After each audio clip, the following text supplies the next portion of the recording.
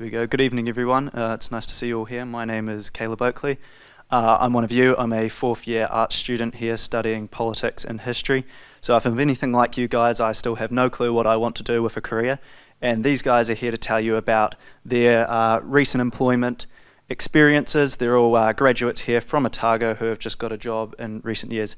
So without further ado, I'm going to introduce you to Jack, Jelaine, and Daisy.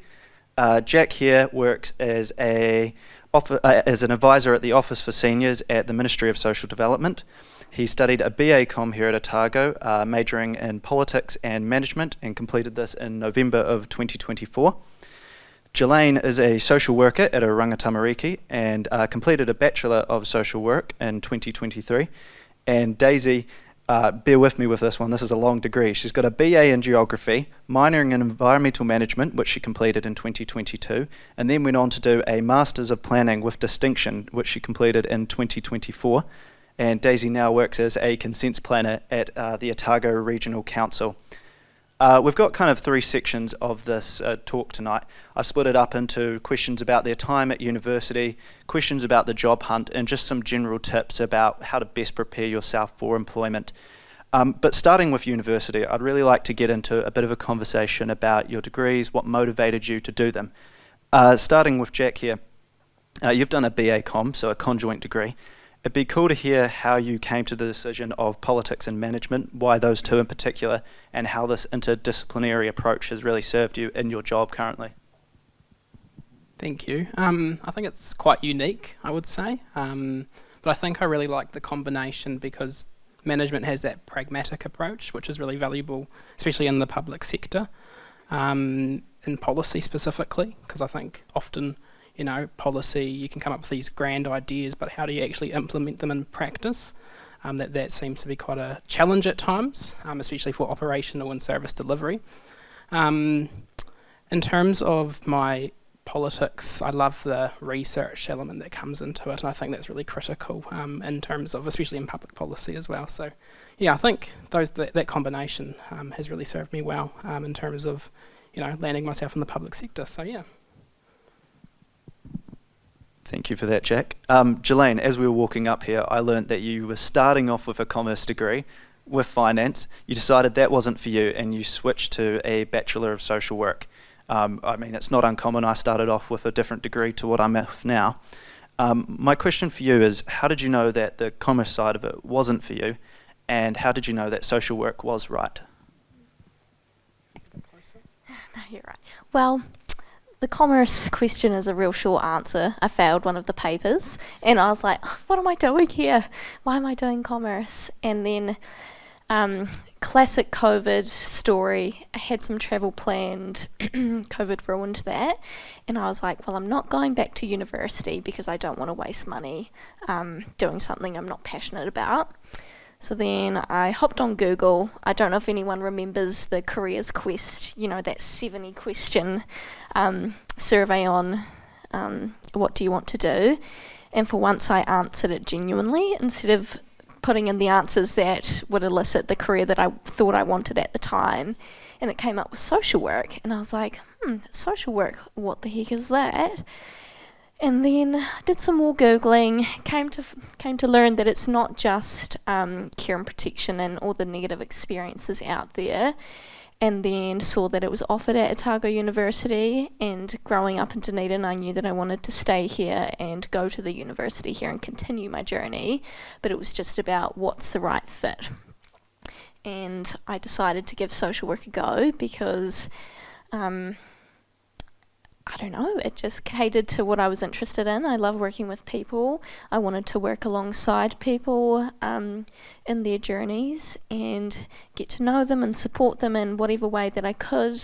And yeah, sorry, I've rambled a little bit, but yeah, basically one fail led to a new opportunity, and I'm very lucky to be where I am today. From the sounds of it, to me, it was a natural fit, social work, and it always made sense, which is a reassuring thing, I'm sure, for everybody when their degree feels that way. Daisy, I have kind of two questions here for you, but first of all, you've gone and done a 2 years master. Was that the plan from the beginning? No, it was not. I kind of started my university degree, my bachelor's, just went into it like, yeah, this will be cool, geography sounds fun. And then it was in my second year that I was kind of like, oh, the environmental management stuff sounds really interesting. I'm really interested in creating sustainable cities and sustainable environments. And that's kind of where I was like, ooh, a Master of Planning might be interesting. So that's kind of what led me to my Master of Planning, yeah. I was also curious, as an undergrad student here, considering postgrad, what type of people would you recommend doing a master's degree for, or doing more study? Is there sort of a certain type of person that you think is more suited to it, or, you know, is it just if you feel like you can do more, do more? I think you have to be dedicated to wanting to study more. But I think anyone can do it as long as you are dedicated and you're interested, and if you're passionate about it, totally go for it. Like, I love doing my masters, so yeah, it kind of just depends person to person whether that's something you're interested in. And honestly, one of the reasons for me was that I didn't want to start working in a job yet. I wanted to stay at uni for another 2 years. So. It's a productive bit of procrastination in some ways, isn't it? Moving the conversation more over to the job side of it, before we get into how you found your jobs and whatnot, would you be able to each give us a little bit of an overview of what your daily jobs look like, what your role is, and, you know, give us just a bit of insight there? Sure. So as a policy advisor within Te Tariko Mātua Office for Seniors, it's a bit of an interesting policy shop, so to speak. We're more of an advocacy policy focus, so we work across different, you know, across agencies to sort of advocate to try and improve the well-being of older people across the country. So that's really unique in its own right. So we're more of a population agency overall. In terms of a day-to-day basis, you know, I could be writing a briefing to the Minister for seniors, for example. I also do a bit of work in terms of writing aid memoirs, which is like a briefing around meeting with stakeholders and things like that, and also engaging with stakeholders directly. So some of our stakeholders include the likes of grey power, for example, and age concerns. So those are our key stakeholders within the Office of Seniors. Yeah, but it's very broad ranging. So you know, as well as contributing to a cabinet paper at the moment. So there's lots of things happening. It's very interesting.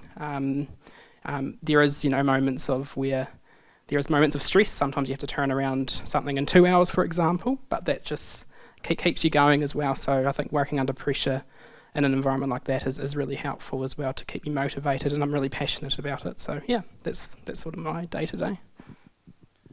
Very nice. And I was curious, because there's so many different government agencies, what led you to Ministry of Social Development specifically? Yeah, so I actually went through a internship program, so through B-Lab. I don't know if anyone has heard of that. So it's an accessibility one. So I'm actually neurodivergent, and I went through that, and I had 10 weeks with the Office with Seniors. I took a risk. I moved to Wellington. Didn't know what was going to happen after that, and then they said, oh, they liked me enough, so I'm actually on a fixed term contract until the end of December. So yeah, does that answer your question? Thank you.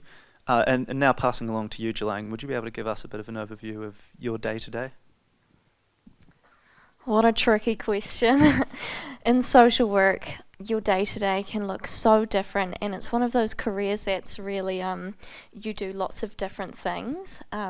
So for example, my day-to-day was get to work, look at my calendar, what have I got scheduled in for today? Oh, someone from my team needs me to help with something else, so factor that in. But today concluded of a visit to a child at kindy, just to oversee a plan that we have in place, make sure she's all good.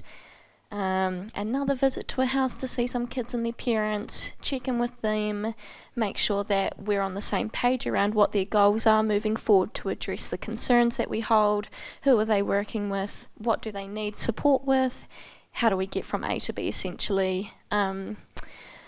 Writing reports, we do a lot of report writing and case noting. We also deal to critical things that come in, not this week. every week we have a duty week. It is not my teams this week, but last week, for example, we had a child present to the hospital with an unexplained injury. So in those moments is when you drop everything and you go and attend to whatever's happening in that moment. So a day-to-day is really, you can have it as structured as you want, but it really is, you go to work, you see what you're in for the day, you go home, and it probably looks different to how you imagined at the start of the day. Yeah, I mean, it sounds like you have quite a diverse range of experiences in your day-to-day. If somebody in here was interested in going into the social work field, what advice would you give them to best prepare for this kind of diversity? I think you've got to be open to the chaos, really, and it sounds silly, but if you're one of those people that can function, who was saying before that, thriving in chaos, I feel like that's social work to a T. But my advice is being open to the chaos and being welcoming of it even, and just having an awareness that not everyone lives perfect lives. They are going to have crises, and you're going to be there to support them on that journey. So having the nature to do so, and keeping an open mind around, the wider issues at play and how that impacts on their micro level day-to-day activities. But social work is so huge. It's not just care and protection. I know that I work for one of the generic organisations, but you can have a passion for working with elderly or mental health, substance use, anything you're passionate about, there is a job in social work for it. So please keep an open mind about it. Thank you, Gillian.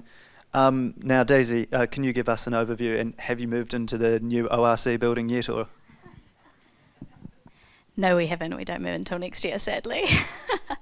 So I'm a consents planner, and my day-to-day is assessing resource consent applications, and this is from assessing the effects on the environment and whether we need to notify any affected parties, so whether neighbours might be affected or iwi might be affected. And then we assess the applications against our regional plans and whether or not the application is consistent with our regional plans, and essentially provide people with their consents at the end of the day. Yeah. Thank you. And I have a specific question about your kind of route to the ORC. My spies tell me that you received a job offer from the DCC. You decided that that wasn't the one for you, and you wanted to hold out for the ORC. Can you tell me a little bit about what that experience was like, why you decided to do that, and has it ended up working up well? Yeah, so getting offered the job at the DCC, it was still a really great job, and I'm sure that I would have enjoyed it, but I think the timing was a little bit off, and there were just a few factors that sort of put me off the job. And then so I got offered that job, and then I got the interview at the ORC that same week, and it was a bit awkward because DCC were like, we need to know, and the ORC, I still hadn't had the interview yet. So I just kind of said at the end of my interview at the ORC, look, I've got another job offer. It'd be really great if you could give me any sort of indication as to whether or not you're going to offer me this job. And they did. They didn't say they were going to offer it to me. They just said, you had a really great interview. And I kind of just had to go with my gut there and be like, well, if I don't get both jobs, either job at the end of the day, I would be rather do that than get a job that I don't think I would be satisfied with. But it ended really well, and I did get the job, and I'm really happy where I'm working, so. Sounds like the good ending to me. And I'm guessing, did you find they were understanding of your situation? Nice. Question for you, Jack. It's often a consideration for students of when the best time to start looking for graduate roles is. I know you did an internship, but when did you first start thinking about potential career jobs, and how did you go about doing that? Really good question. I think I was always looking for roles in terms of, looking for career options and things like that. I often was in Petra's office asking for advice because I was nervous being, neurodivergent and trying to entering into the a later career after graduating. And I think Petra was really helpful in that process, especially when you're trying to, when you're quite demotivated after lots of rejections, for example, and that's quite common, but, working through that, that was really helpful. What was your question? Good question. When did you start looking for jobs? Yes, so I think about 6 months prior to graduation I was looking for roles, but I couldn't find anything specifically, and rejection after rejection, and then I went through the B Lab program, so that was really welcoming. Unfortunately, they're no longer around due to funding, but yeah, so I was offered that position with Office with Seniors, and then so that's sort of my trajectory into the public sector. Is that kind of a similar type of time frame for you guys, or were you applying at different times? I'm seeing a shake of the head down there. For planning, it's a little bit of a funny one because the private companies will often put out their jobs really early in the year, whereas the public sector jobs come out later in the year. So I wasn't applying for my job until about a month before I finished my thesis, but there were people in my course that had jobs in, I want to say, May. So really just sort of depends what you're looking for, whether that was private or public work. I think the key takeaway I'm taking there, for me at least, is to not be too stressed about when you get your job. There's kind of a time frame before and after you graduate where you can spend some time exploring those options. Jack, I want to pick up on something you said there. You said you went to the CDC to get some advice. What other type of people did you talk to get advice about where you could go and how to best prepare yourself? That's a really good question as well. Through Petra, I actually reached out to Rachel. So she actually reviewed my CV, I think, a year ago or so. So she was actually really helpful in terms of, trying to, refocus your CV and make sure it's public sector ready, so to speak. I was always really passionate about moving into the public sector, but I also, use my parents quite often, so they were really good at motivating you through that process, especially after rejection, and it's really difficult in a saturated market. But key to that, I think, is really getting support around you, so family, friends, and professionals as well, such as Petra and Rachel. So yeah. Nothing wrong with a bit of rejection therapy. Question for you, Jelaine, just about extracurricular activities and while you were at university, what type of things were you doing outside of your studies, and how did you find they prepared you for your job? First thing being, I had a job in hospitality. I think hospital, retail, or any people-facing jobs are really crucial because they teach you core skills when interacting with other people. In social work, we also preach a lot about self-care, and we know that studying can be really hard and frustrating, and you need an outlet to support your own well-being. So for me, that was hockey. I really enjoyed doing something active because, studying and writing essays, you're sat down a lot and it's quite hard on the eyes and all that fun stuff. So getting out there and actually doing something, I think, was crucial to that too. What else did I do? I feel like I didn't have time to do anything, but I guess at the uni I did some class rep stints as well, which was really interesting, and I think directly aligns with social work in that you're seeking views from the people around you and you're wanting to be an advocate, which is one of our core values, and achieve social justice. And if that's going to the lecturer and saying, hey, why are these essays due on the same day, then that's a small piece that you can do. I don't think I did anything else really. It's pretty boring. Oh no, I think it proves a good point, which is that you gain some value from any sort of experience that you're trying out. I'll open the same question up to Jack and Daisy here. What sort of extracurriculars were you guys up to? Goodness, don't really know where to start with my extracurriculars. I've had a lot, I would say. So I think my first university job, so to speak, was a customer service representative at Contact Energy. I was worked there for a year, And then I went to an internship at a tech company.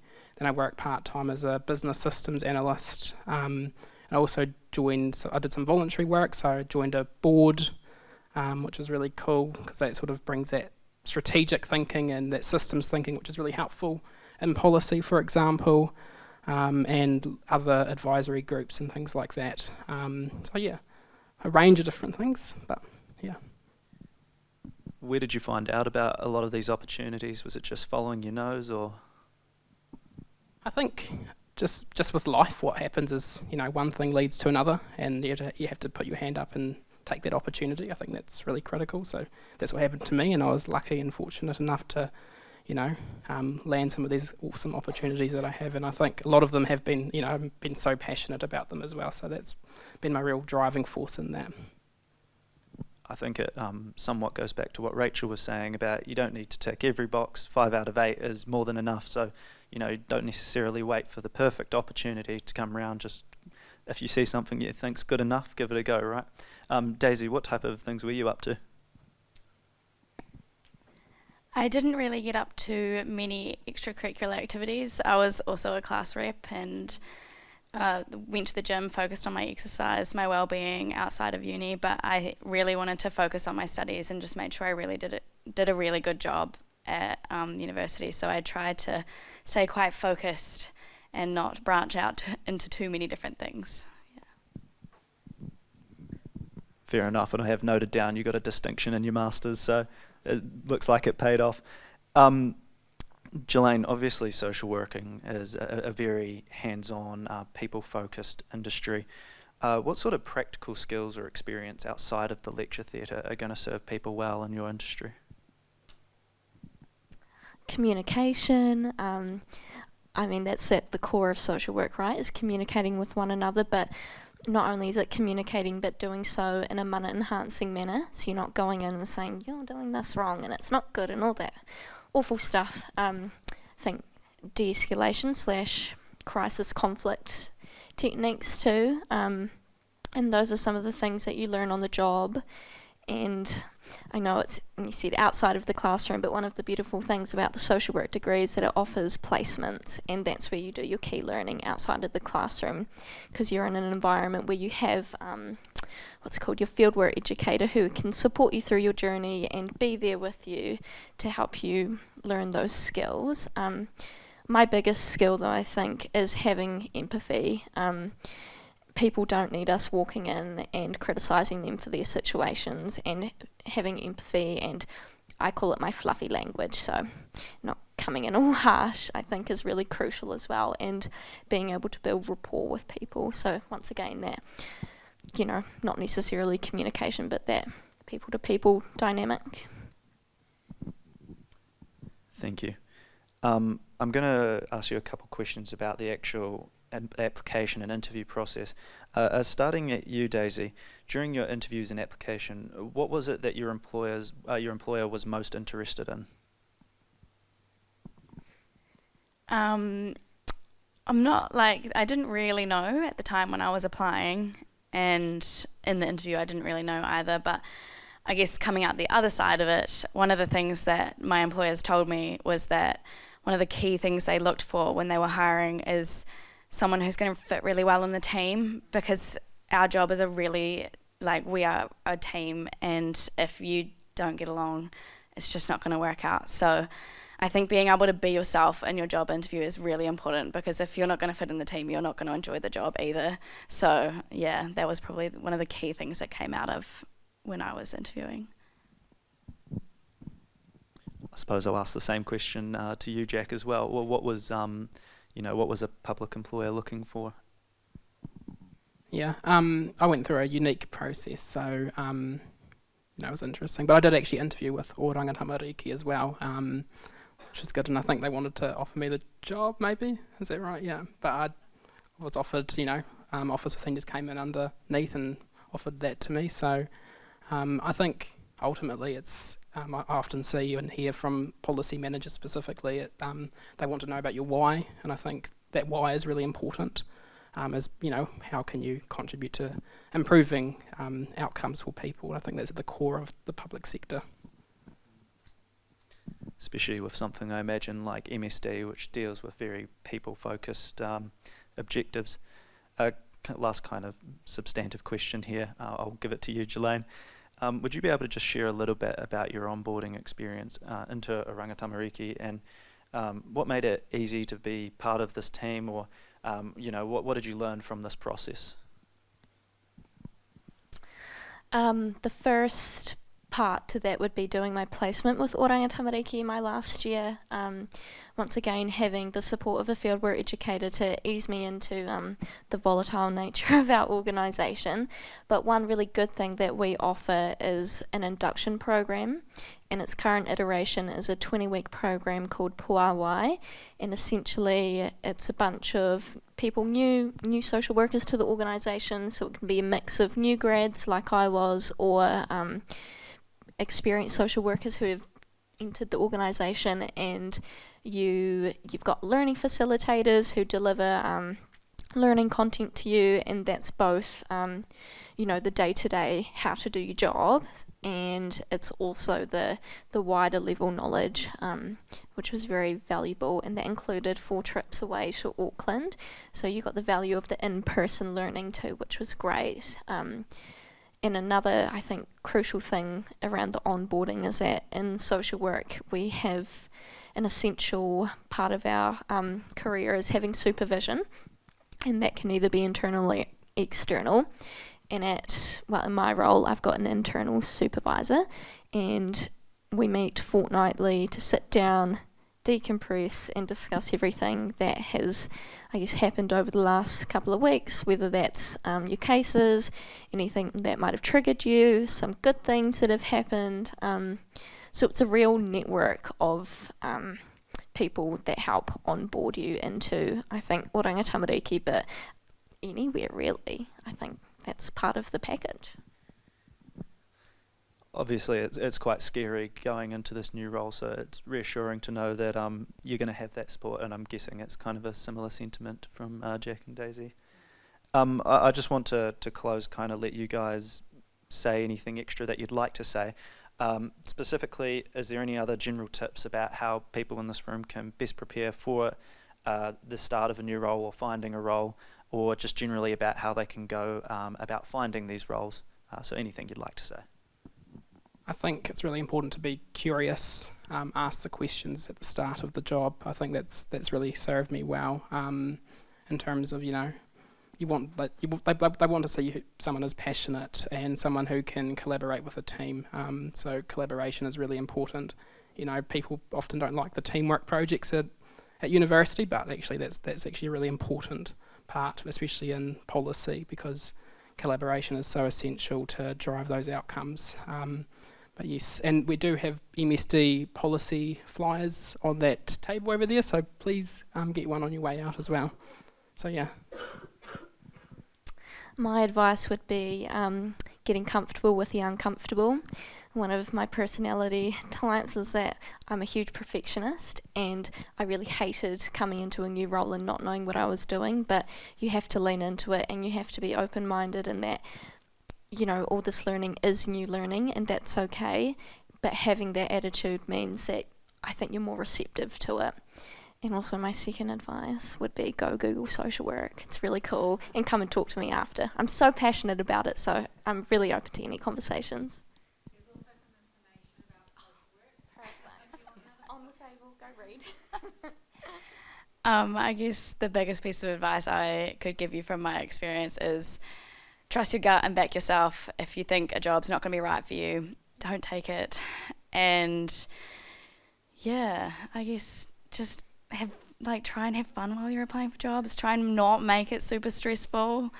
Try and look for things that you think you're going to be really passionate about, and yeah, just trust the process. Thank you very much. Can I get everybody to give the panel a round of applause?